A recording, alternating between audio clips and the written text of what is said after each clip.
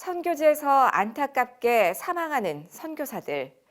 우린 이를 순교라고 부릅니다. 하지만 이를 순직과 순교로 나누는 지침이 있다고 하는데요. 선교지 위기관리에 있어선 아주 중요한 분류라고 합니다. 한국위기관리재단 김진대 사무총장이 전합니다.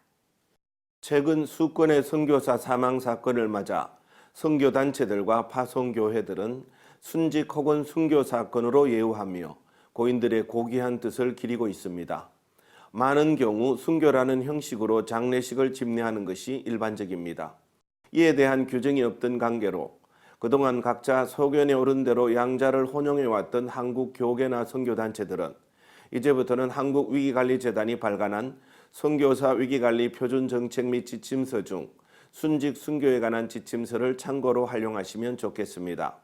이 지침서는 선교사 직무 수행 중에 발생한 자연재해, 질병이나 전염병 노출, 정치적 급변 사태, 각종 교통사고, 강도 피살 등 사건 사고로 사망하는 경우를 순직으로 정의하고 있습니다. 한편 순교는 복음 전파 과정에서 박해나 적대 세력의 공격으로 목숨을 잃는 경우로 정의하고 있습니다. 접근 제한 지역에서 종종 발생하는 적대 세력에 의한 무장 공격이나 테러, 피랍 살해 사건 등이 이에 속합니다. 하지만 하나님 외에는 양자를 정확하게 구분할 수 있는 사람이나 단체는 없습니다. 그럼에도 불구하고 왜 이 지침서가 필요합니까? 무슨 유익이 있을까요? 첫째는 맞이하는 죽음을 위함입니다. 모든 선교사는 그 때와 시기를 알 수 없는 자신의 죽음을 항상 준비하는 마음 자세로 사역에 임해야 합니다. 사람은 죽음을 의식하는 분량만큼 생명의 고귀함과 애착을 느끼게 됩니다. 따라서 각 선교단체는 선교사의 안위를 위하여 소속 멤버들에게 최선의 사전 교육훈련 제공과 위기관리 시스템을 구축해야 할 책무를 갖습니다. 각 개인 선교사도 현장에서 자신과 가족 및 팀의 안전과 건강한 사역을 위하여 최선의 대비책을 강구해야 할 책무를 지고 있습니다. 따라서 모든 선교사는 불신앙과 죄, 무지와 부주의, 무모한 행동과 근거 없는 낙관주의 등으로 인하여 당하는 죽음이 아니라 항상 유비무환의 정신으로 맞이하는 죽음을 준비하여야 합니다. 더 나아가 모든 신앙인들에게 추앙받을 수 있는 순교자로서의 공생애를 살아야 합니다. 이것이 순교를 순교답게 하는 길입니다.